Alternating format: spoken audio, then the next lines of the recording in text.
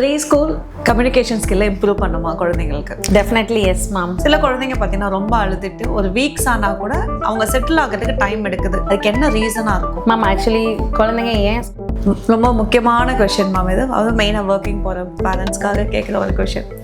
How much guilt are they carry? அன்னெசரியாக என்னென்ன guilt எல்லாம் அவங்க கேரி பண்ணுறாங்க குழந்தைய ஸ்கூலில் சேர்த்ததுக்கப்புறம்?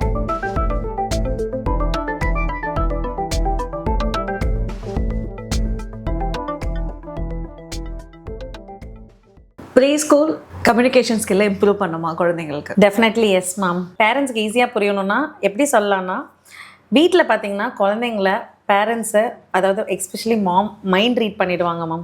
இப்போ என் குழந்தை தூக்கத்தில் இருக்குது, இப்போ அதுக்கு பசிக்குது, அதனால தான் இப்படி அடம் பிடிக்குது. குழந்தை எதுவுமே வாயை திறந்து சொல்லணும்னு அவசியமே இல்லை, அம்மாவே எல்லாமே சொல்லிவிடுவாங்க. ஏன்னா அவங்களால ஈஸியாக அந்த குழந்தையோட ஃபேஸ் ரியாக்ஷன் ஆக்டிவிட்டி பார்த்தாவே மைண்ட் ரீட் பண்ணும். ஸோ அந்த குழந்தைக்கு பேசுறதுக்கான ஆப்பர்ச்சுனிட்டியே பெருசாக கிடையாது. ஆனால் ஸ்கூலுக்கு வந்துட்டா அவங்களோட நீட்ஸை அவங்க வாயை திறந்து கேட்டு தான் ஆகணும். எனக்கு தண்ணி வேணும், பசிக்குது, வாஷ்ரூம் போகணும், அந்த மாதிரி விஷயங்கள். ஸோ ஆட்டோமேட்டிக்காக வேர்ட் யூஸ் பண்ணணுன்றது ஆட்டோமேட்டிக்காக வர ஆரம்பிச்சிடும். அது மட்டும் இல்லை, அவங்க பேர் குரூப் கூட விளையாடுறது, அவங்க ஏஜில் இருக்க மற்ற பசங்க கூட விளையாடுறப்ப பார்த்திங்கன்னா நிறைய பேசுவாங்க, கம்யூனிகேட் பண்ணுவாங்க. ஸோ நிறைய குழந்தைங்க கூட விளையாடுறப்ப தான், பேசுகிறப்போ தான் அவங்க கம்யூனிகேஷன் ஸ்கில் நல்லாவே இம்ப்ரூவ் ஆகும். ஆஸ் அ பீடியாட்ரிஷனாக ப்ரீ ஸ்கூல் போகிற குழந்தைங்க கிட்ட பார்க்குற ஒரு பாசிட்டிவான விஷயம் என்ன? இதை நான் என்னோட குழந்தைக்கும் இது பொருந்தும்.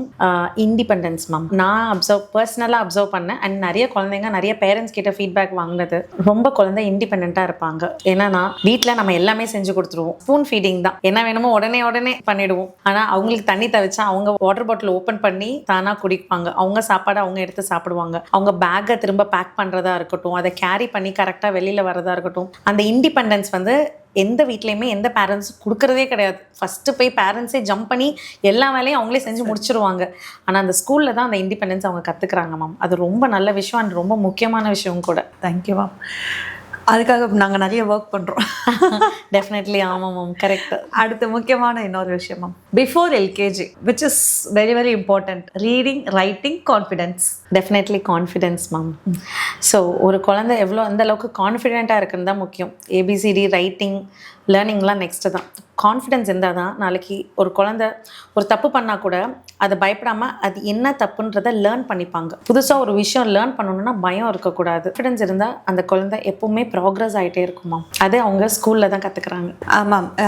இப்போ ப்ரீ ஸ்கூல் ஸ்டார்ட் ஆகிடுச்சு, ஸ்கூல்ஸே ஸ்டார்ட் ஆகிடுச்சு. ஸோ சில குழந்தைங்க பார்த்தீங்கன்னா சீக்கிரம் செட்டில் ஆகிடுவாங்க, இமீடியட்டாக ஸ்கூலுக்கு வந்த அன்னையிலேருந்தே நல்லா ஹாப்பியாக இருப்பாங்க. சில குழந்தைங்க பார்த்தீங்கன்னா ரொம்ப அழுதுட்டு ஒரு வீக்ஸ் ஆனால் கூட அவங்க செட்டில் ஆகிறதுக்கு டைம் எடுக்குது. அதுக்கு என்ன ரீசனாக இருக்கும்? Okay ma'am. ஆக்சுவலி குழந்தைங்க ஏன் ஸ்கூலுக்கு வரப்போ அலறாங்க, இதை பற்றி நான் டீட்டெயில் வீடியோ ஆல்ரெடி என்னோட யூடியூப் சேனலில் இருக்குது. ஷார்ட்டாக சொல்லணும்னு பார்த்தீங்கன்னா, each child is different ma'am. I said ஒவ்வொரு சைல்டு ஒவ்வொரு மாதிரி ப்ளூம் ஆவாங்க. சில சைல்டுக்கு ஏன் குழந்தை அலறாங்கன்னு பார்த்தீங்கன்னா, ஒரு ஆன்சைட்டி, அவங்க போகிற ஸ்கூல் புதுசு, new ma'am, new place, new environment, and அம்மா கிட்டேருந்து பிரியிற அந்த செப்பரேஷன் ஆன்சைட்டி இருக்கும். ஸோ அதனால அலறது ரொம்ப நார்மல் அண்ட் ரொம்ப காமன். ஆனால் ஒவ்வொரு சைல்டும் டிஃப்ரெண்ட். சில சைல்டு வீட்டில் சிங்கிள் சைல்டாக இருப்பாங்க, ரொம்ப போர் அடிக்கும், அங்கே போனோடனே நிறைய பேரை பார்த்து எக்ஸைட் ஆக ஆரம்பிச்சிடுவாங்க, விளையாட ஆரம்பிச்சிடுவாங்க. ஆனால் ஒரு குழந்தை அழுதா இல்லையான்றத அவங்க பேரண்ட்ஸ் அந்த குழந்தைங்களை எவ்வளோ ப்ரிப்பேர் பண்ணுறாங்களேன்னு இருக்குது. நம்ம நல்லா முன்னாடி இப்போ ஒரு ஸ்கூலுக்கு வராங்க அப்படின்னு சேர்க்க போகிறாங்கன்னா கொஞ்சம் ப்ரையராக அந்த ஸ்கூலெல்லாம் பார்த்து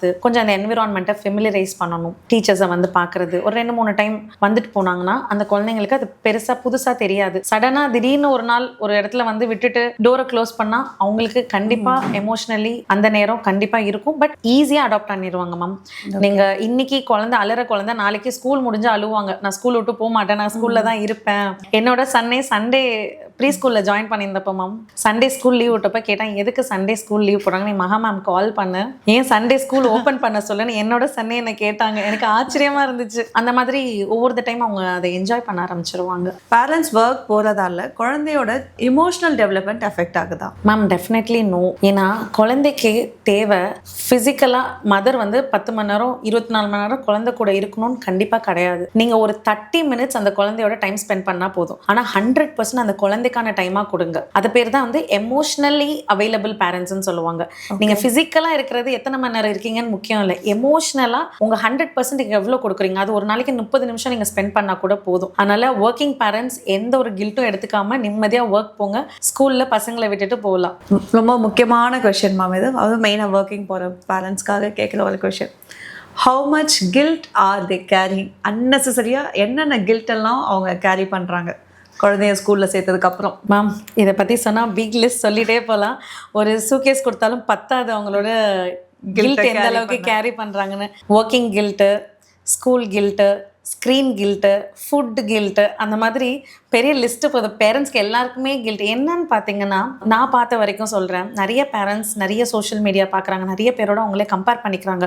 அதாவது ஒர்க்கிங் பேரண்ட்ஸ் பார்த்தீங்கன்னா வீட்டில் ஹவுஸ் ஒய்ஃப் பார்த்துட்டு இவங்க பாரு அவங்க குழந்தை எவ்வளோ டெய்லி சொல்லி கொடுக்குறாங்க, இவங்கள மாதிரி நம்ம இல்லையே, நம்ம குழந்தைக்கு நம்ம 100% கொடுக்கலையே, அந்த மாதிரி ஃபீல் பண்ணுறாங்க. இன்னொரு சைடு வந்து ஹவுஸ் ஒய்ஃபாக இருக்க பேரண்ட்ஸ் பார்த்தீங்கன்னா நம்மளால் ஒர்க் போக முடியல, இவங்கெல்லாம் ஒர்க் போகிறாங்க, அக்கறைக்கு அக்கறை பச்சை தான். எல்லாருமே இன்வேரியபிளி ஒர்க்கிங் பேரண்ட்ஸும் கில்ட்டில் இருக்காங்க, வீட்டில் இருக்க பேரண்ட்ஸும் கில்ட்டில் இருக்காங்க. ஆனால் 2 பேருமே ஒரு ப்ராப்பர் ஒர்க் பண்ணிட்டு இருக்காங்க. 2 பேருக்குமே அன்னெசரி தான் அந்த கில்ட்டுன்னு நான் சொல்லுவேன். ஆனால் 2 பேருமே அவங்களோட ரெஸ்பான்சிபிலிட்டி அவங்க ஒர்க் பண்ணுறாங்க. நீ என்னை பொறுத்த வரைக்கும் எந்த மதருமே வந்து நாட் ஒர்க்கிங் சொல்ல மாட்டேன். வீட்டில் இருக்க அம்மாவும் ஒர்க் பண்ணுறாங்க, அதுவும் ஒரு ஒர்க் தான். வேலைக்கு போகிற அம்மா அங்கே போய் ஒர்க் பண்ணுறாங்க, வீட்டில் இருக்க அம்மா வீட்டில் ஒர்க் பண்ணுறாங்க. Invariably all parents are working. கில்ட்டை விட்டுட்டு ஃப்ரீயாக அவங்க ஒர்க்கை பார்க்கலாம். குழந்தை இருக்கிறப்ப குழந்தைக்கு 100% கொடுங்க. குழந்தை இல்லாத டைமில் உங்களை நீங்கள் பார்த்துக்கோங்க அண்ட் உங்கள் ஃபேமிலியோட ஒர்க்ஸை பார்த்துக்கோங்க. That is my advice. Ma'am இது வந்து எனக்கு ரொம்ப ரொம்ப ரொம்ப இம்பார்ட்டண்ட் கொஷின். என்னோட பேரண்ட்ஸ்க்கு பெரிய important question as well as இதை எப்படி ஹேண்டில் பண்ணுறது. நான் நிறைய விஷயத்த நான் ட்ரை பண்ணிட்டேன். இன்னைக்கு உங்ககிட்ட இருந்து ஒரு ப்ராப்பர் ஆன்சர் எதிர்பார்க்குறேன். அதாவது உங்களை அதிகமாக பாதிக்கப்பட்ட, நான் பாதிக்கப்பட்ட கொஷின் கூட சொல்லலாம். சொல்லுங்க. லஞ்ச் இது வந்து இப்போ பார்த்தீங்கன்னா 12:30 லஞ்ச் டைம். ஸோ ஒரு வாரம் குழந்தை ரொம்ப அழகாக சாப்பிட்ருப்பாங்க. ஸோ என்னைக்காவது ஒரு நாள் இல்லை சம்டைம்ஸ் சில குழந்தைங்க ரெகுலராகவே ஸ்கூலில் லஞ்ச் எடுக்கணும் அப்படின்னாவே ரொம்ப கஷ்டப்படுறாங்க. ஸோ சம்டைம்ஸ் நம்ம ஃபோர்ஸ் பண்ணி அவங்கக்கிட்ட எதையாவது பேசிக்கிட்டே ஊட்டி முடிச்சிடும். சில நேரத்தில் குழந்தைங்க என்ன பண்ணாலும் சாப்பிட மாட்டாங்க. அது எப்படி நாங்கள் வந்து ஓவர் கம் பண்ணுறது?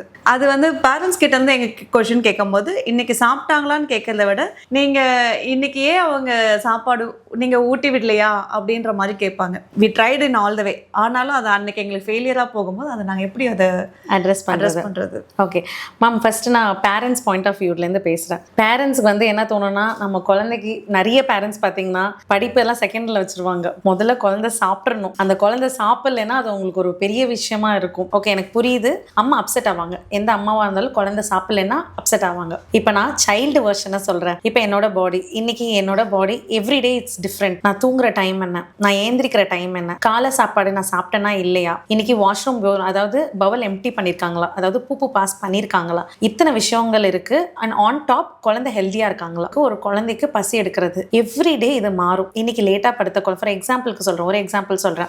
இன்னைக்கு லைட் லேட்டா படுத்துட்டு நாளைக்கு காலைல லேட்டா இருந்திருக்க, காலைல எஞ்சோடனே பசிக்காது. இமீடியட்டா உடனே ட்ரை பண்ணுவாங்க, சாப்பிடல பாக்ஸ்ல போட்டு கொடுக்க ட்ரை பண்ணுவாங்க. அந்த குழந்தை பிரேக்ஃபாஸ்ட் ஸ்கிப் பண்ண குழந்தை பாத்தீங்கன்னா ஓகே அப்பதான் லஞ்ச் ஒரு கேப் போட்டிங்கன்னா ஸ்நாக் டைம்ல நல்லா சாப்பிட்டுருவாங்க.